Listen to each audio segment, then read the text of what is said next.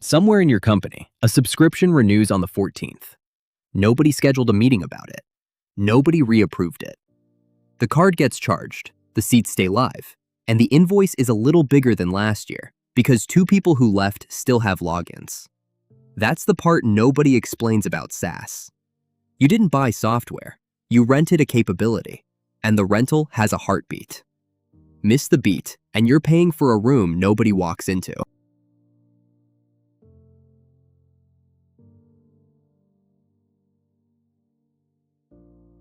SaaS stands for Software as a Service. Strip the acronym and it's simpler than it sounds. You don't own a copy, you rent access, and the vendor keeps running the thing for you. Compare that to the old way. Buying a box was a purchase. You paid a big number once, the license was yours, and the software sat on hardware you owned. It aged in place. Upgrading meant a project, a budget line, and somebody's weekend. Renting a capability is different in every direction. You pay per seat every cycle. The vendor patches, ships features, and keeps the lights on, so you wake up to a product that changed while you slept. Your data lives on their servers, under their uptime promise, and the relationship has an expiry date built into it. That last row is the one people skip. A box has no renewal. A subscription is a decision you make again every year, whether you notice it or not. So the product isn't really the app. The product is the renewal. Everything the vendor builds, and everything your team fails to do with it, meets on that one date. Here's the loop that date sits inside. Seats get billed, a per-person charge that starts the moment somebody is added. The vendor ships updates you didn't ask for and can't refuse. An admin decides who gets a login, and just as importantly, who keeps one. Then the node that decides everything. Does a daily habit actually form, or does the tab stay closed? And all of it lands on the renewal date, which is the only honest review this tool ever gets. Now notice the shortcut. A seat can loop straight from billed to renewed without ever touching the habit box. That's the path where the money goes to die. So why did the whole industry move here? Follow the money on both sides of the table. For the vendor, a subscription turns a lumpy, terrifying sales year into a predictable one. Revenue arrives every month instead of every replacement cycle.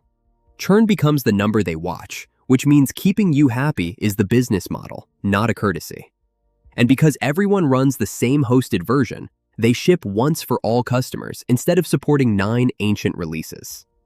For you, the bargain is real too. You start in an afternoon instead of a quarter. The upgrade project disappears, and a small annual number gets approved by a manager instead of a capital committee. Both sides are getting something, which is why nobody's fighting it. The catch is the column that isn't on the slide.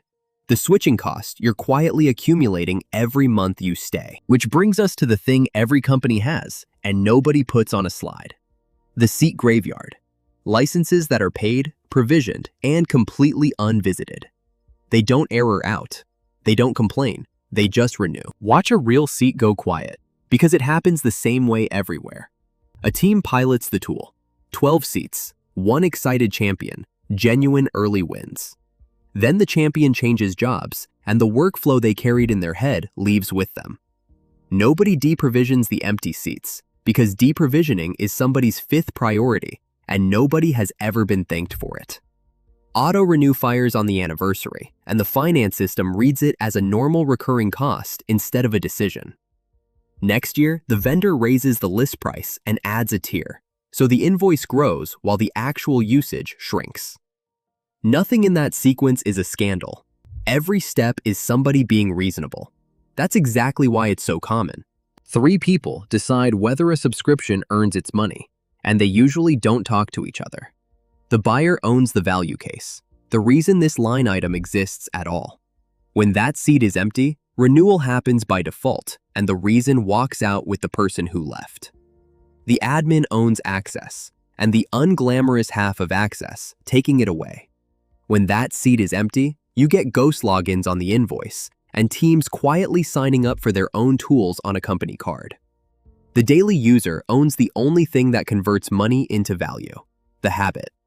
When that seat is empty, you've bought perfectly maintained shelfware, and the misalignment between them is the real failure mode. A buyer picks for capability.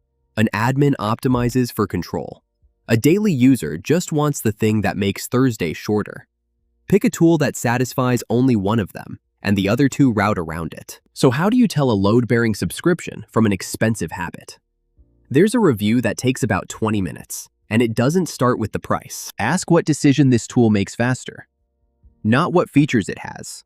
What call gets made sooner or with better information, because this exists.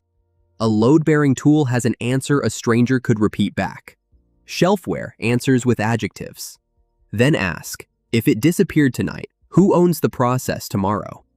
A load-bearing tool has a named human and a fallback that's ugly but survivable. Shelfware has a shrug, or a panic, or worse, a workflow nobody wrote down that lives entirely inside the vendor's interface. Then check usage against seats. Not logins. Logins are theater. Weekly active work, measured against what you're actually paying for. If half the seats are quiet, you don't have a tooling problem. You have a renewal you never made. 3 moves on Monday, and none of them need a procurement cycle. Pull the seat list for your team's biggest tool and put it next to weekly active use. The gap is your graveyard.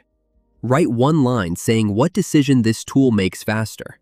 If you can't finish the sentence, that's the finding.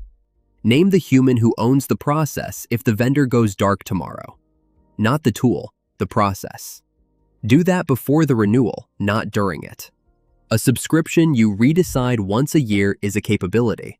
A subscription you never redecide is just a standing order. Next question worth pulling on: how these tools actually talk to each other, and what an API is really doing when two systems finally agree on something. The free systems cheat sheet and the tools I actually use are linked in the description. Subscribe if you'd rather see the loop than the invoice.